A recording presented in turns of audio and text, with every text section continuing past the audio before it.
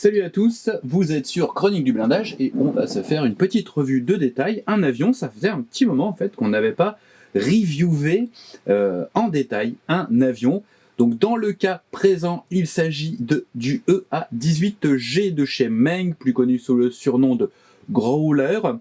Alors en fait, il s'agit pour l'appareil d'une version de guerre électronique, donc équipée de pods avec des systèmes de brouillage radar et de récupération de données électroniques. Donc c'est le successeur, depuis 2004 me semble-t-il, l'année où il est entré en service. C'est le successeur, il remplace le EA6B Prowler.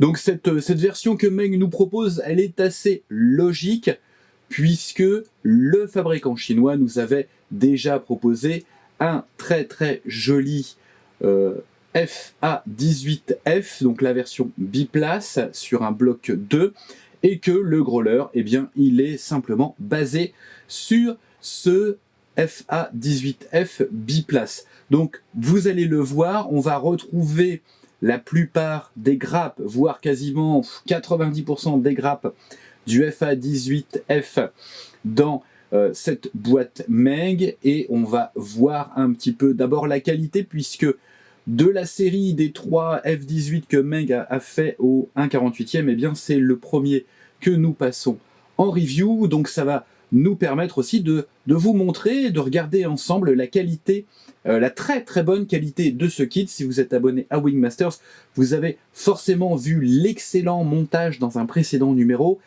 du modèle Meng par Corentin Aubruge, donc, et c'est très joli, parce que également le kit est très joli, et pas parce que Corentin n'est pas manchot non plus, donc les deux associés, ça fait quelque chose de très beau. Allez, sans plus attendre, on va découvrir la notice de montage de ce EA18G Growler Boeing, mais de chez Meng au 1/48e. C'est parti pour la guerre électronique. Une notice de montage dans un petit format, c'est le format habituel de chez Meng. C'est plus petit que ce à quoi on peut s'attendre, vu la taille de la boîte. Alors c'est pas complètement déconnant, mais c'est un petit peu perturbant, parce que c'est vrai que vu la taille de la boîte, en fait, on aimerait bien avoir une notice de montage un petit peu plus grande pour nos yeux parfois un petit peu fatigués par toutes ces heures de maquettes et de miniatures et de peinture de miniatures. Alors on attaque tout de suite, logiquement, je le dis à chaque fois, mais parce qu'à chaque fois c'est comme ça en même temps. On commence par le cockpit. Un cockpit qui est très bien détaillé, avec sous le cockpit le logement du train principal, du train avant. Encore une fois, pardon, j'ai un petit peu du mal ce soir. Ensuite, on attaque directement avec l'assemblage de l'intrado, et puis des tuyères. Tuyères qui également comportent les logements, cette fois-ci, du train principal. Alors je ne sais pas si vous entendez en fond, mais l'orage gronde à l'extérieur, donc on est mieux dans l'atelier. On continue avec les carénages des deux tuyères de réacteur, et vous voyez, on va venir positionner le cockpit au niveau des deux demi-coques. Les deux demi-coques, vous allez le voir, elles s'assemblent très bien, même à blanc, donc ça présage de très bonnes choses. Notez que les ailerons pourront être mobiles grâce à un système de polycap. Dans cette série de FA18 et EA18 de chez Meng, ils ont intégré pas mal de petits systèmes de polycap, et vous allez voir qu'on a pas mal de choses qui sont mobiles. On continue avec les différentes surfaces mobiles pour le coup, et puis on a les casquettes au niveau du cockpit.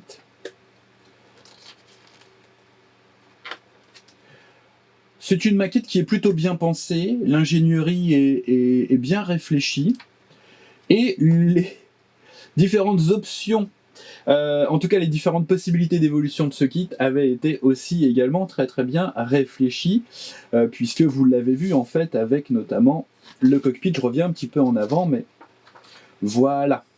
Donc le biplace, monoplace, quoi qu'il arrive, au niveau de la cellule principale, c'était les mêmes pièces. Donc c'est tant mieux, ça évite de gâcher trop de plastique et de créer un moule spécifique.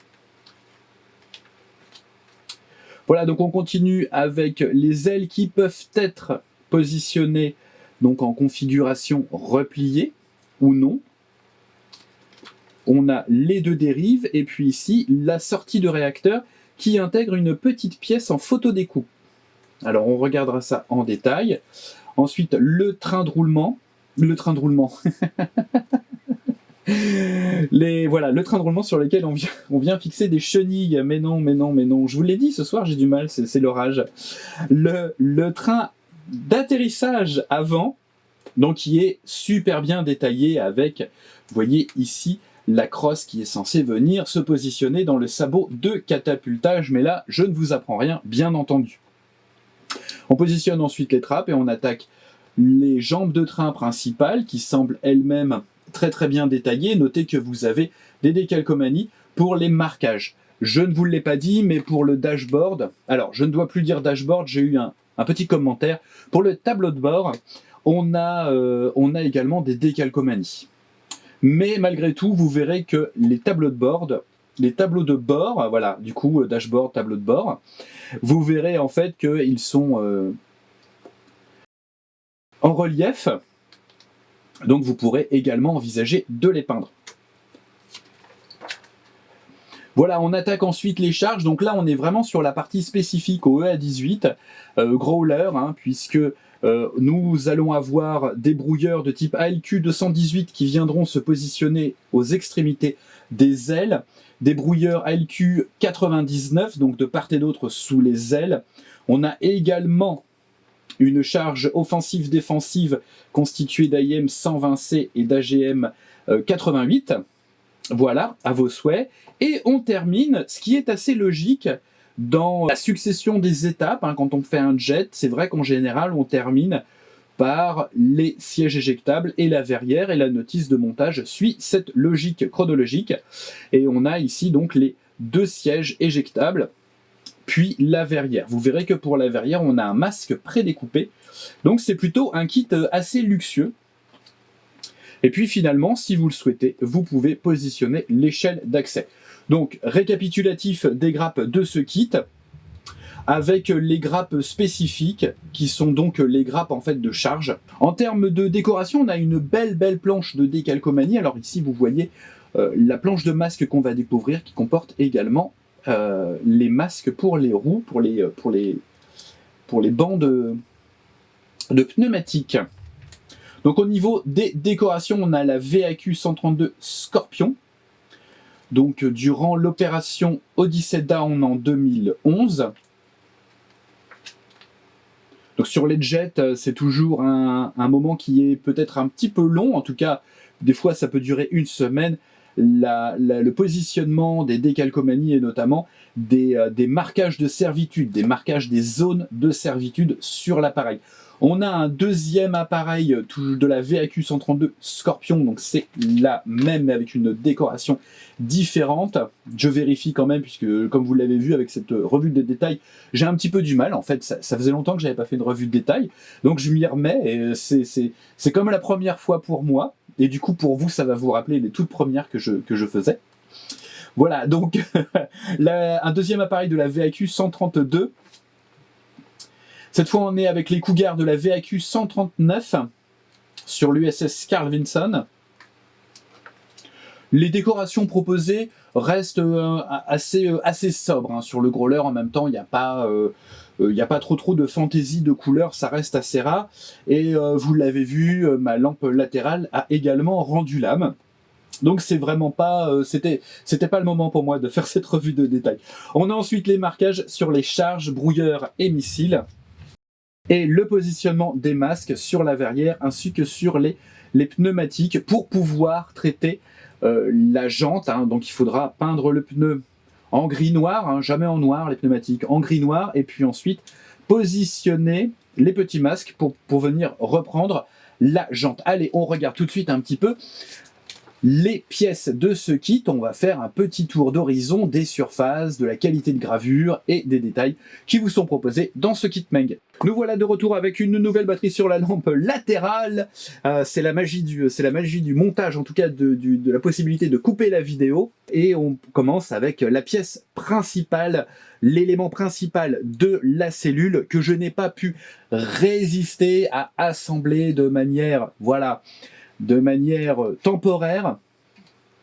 Donc on a, vous voyez, on a la partie de l'intrado et puis l'extrado. Et vous voyez que ça se positionne plutôt très bien.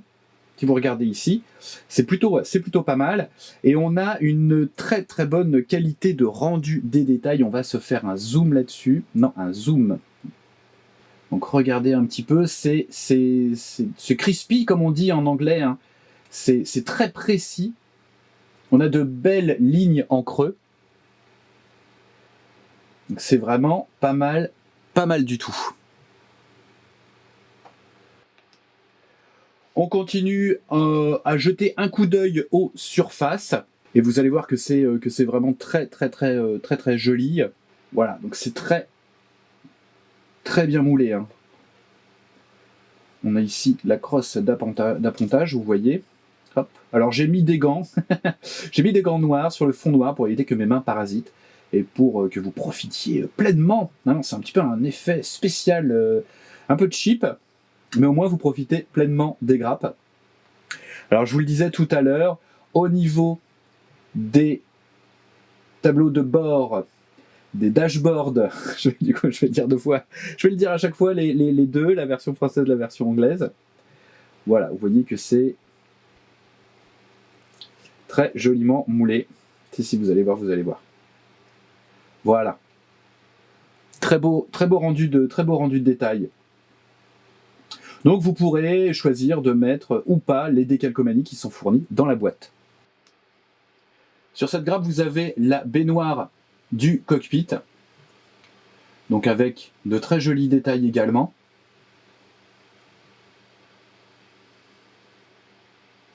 On a ici le deuxième dashboard ou tableau de bord. Et juste à côté, on a l'une des casquettes justement de ces tableaux de bord.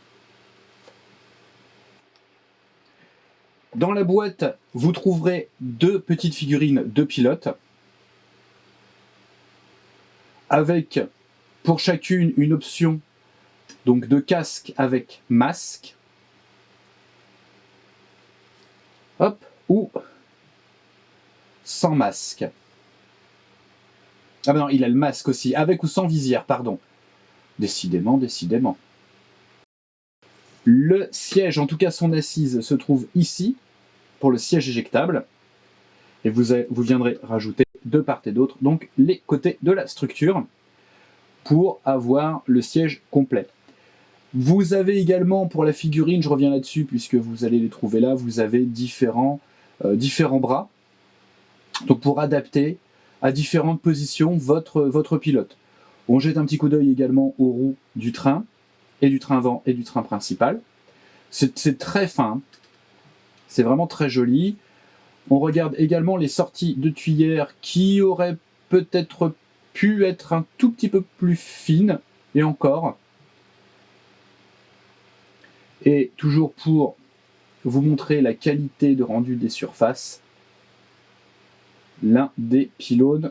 Donc ça, je pense que c'est le pylône pour le réservoir. Réservoir, vous en avez deux, ils sont là. Si vous n'aimez pas refaire câbles et autres durites dans les logements de train, eh bien sachez que Meng a pensé à vous, puisque là, je pense que tout est présent. Donc ça, c'est le train avant. Et ça, c'est le train principal. Donc il ne devrait peut-être pas y avoir de câble à rajouter ou de durite. Après, à vous de voir. On en profite puisqu'on parle de train, de regarder la jambe du train avant.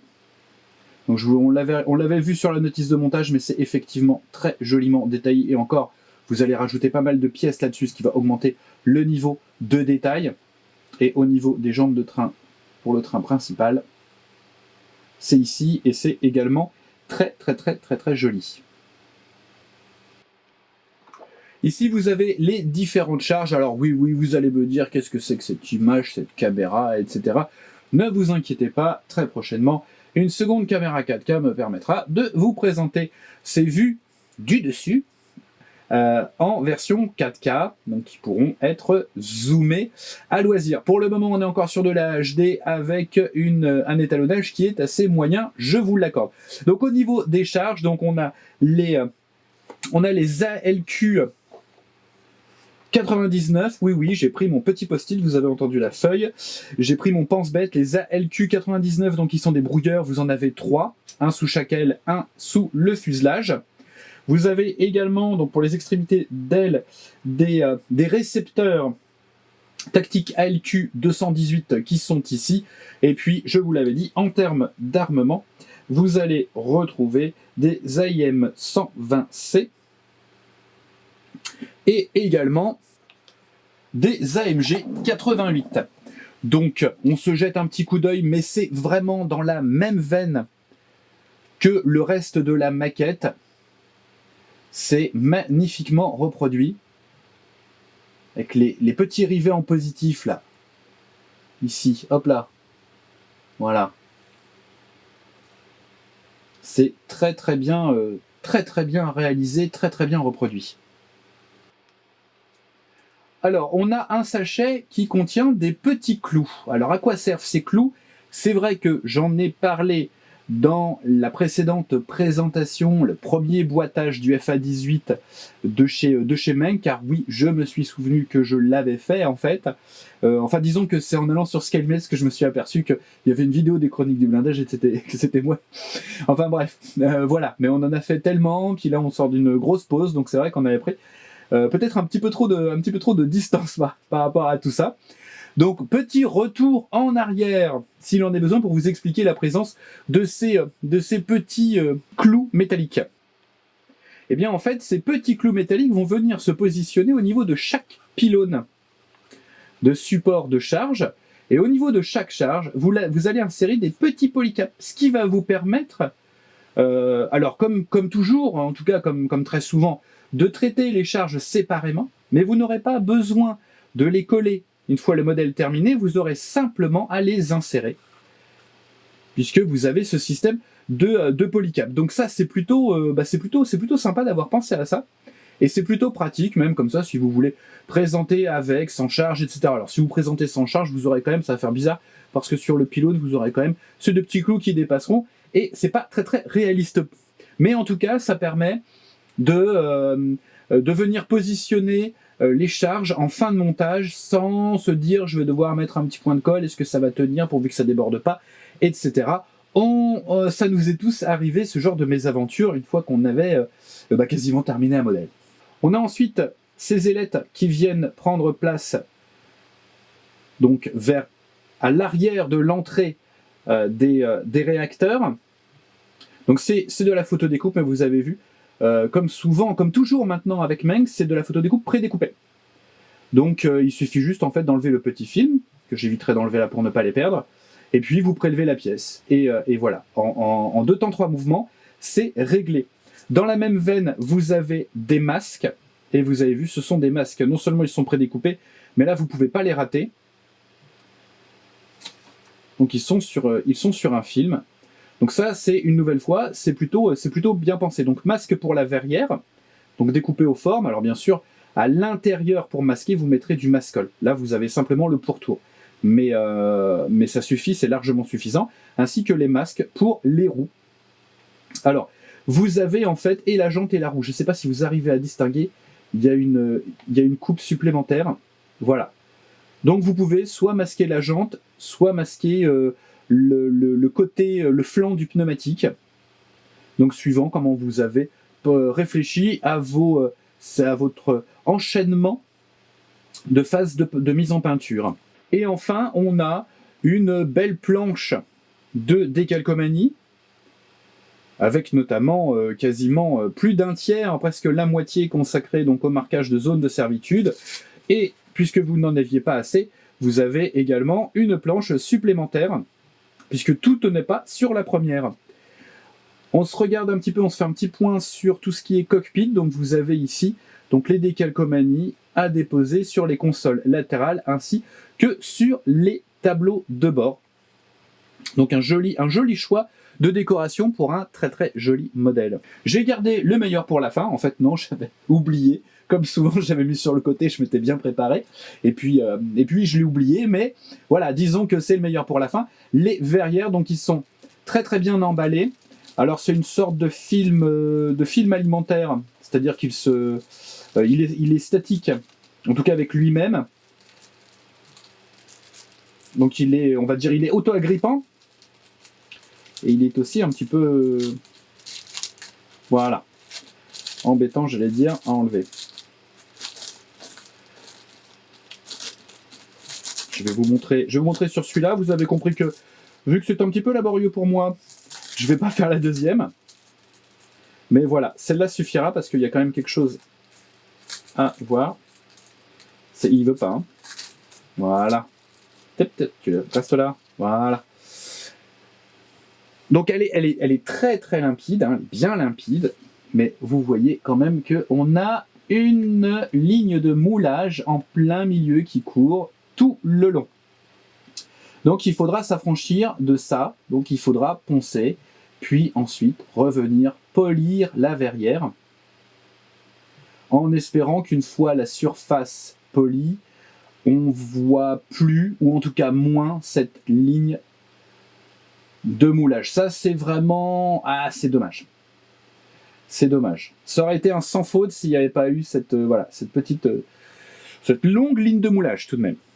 Donc Meg nous propose un très très joli kit de EA18G Growler, donc qui fait suite, tout naturellement, au FA18F, qui lui-même était précédé d'un FA18E, que nous avions présenté sur la chaîne, que j'avais présenté sur la chaîne, mais j'avais oublié. Je savais que je l'avais eu entre les mains, que j'avais regardé et tout ça, mais je savais plus si j'avais fait la vidéo.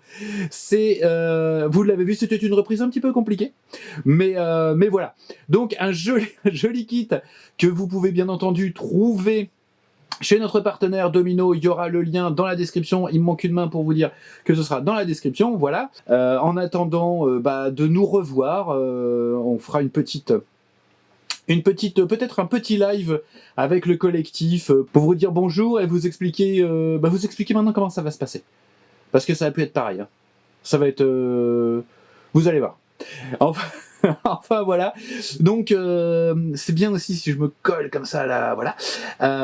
Voilà, donc vous l'avez compris, je suis assez content, même si c'était laborieux, je suis assez content d'avoir retrouvé les chemins des revues de détail et des vidéos que je n'avais pas complètement perdu, puisque malgré tout, c'est ce mois et demi qui paraît 6 mois en fait, ce mois et demi de pause n'était pas tout à fait une pause, puisqu'on a continué à tourner, on n'a plus publié, parce qu'on voulait prendre un petit peu de distance, donc voilà. On voulait aussi beaucoup réfléchir à l'évolution de la chaîne, à comment on envisageait de partager avec vous à la fois des avis sur des nouveautés ou même des présentations, et également les tutos, les playlists, etc. On avait vraiment besoin de se poser.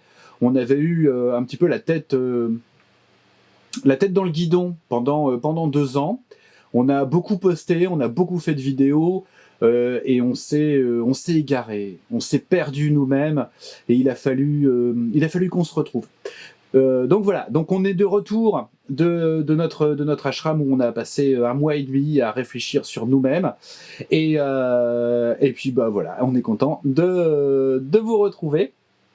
Puisque même les vidéos que vous avez vues précédemment pendant cette période, c'était des vidéos en fait qui avaient été tournées avant. Voilà. Et bien sur ce, j'ai envie de vous dire... Ça fait un drôle de bruit la boîte quand j'ai fait ça, non?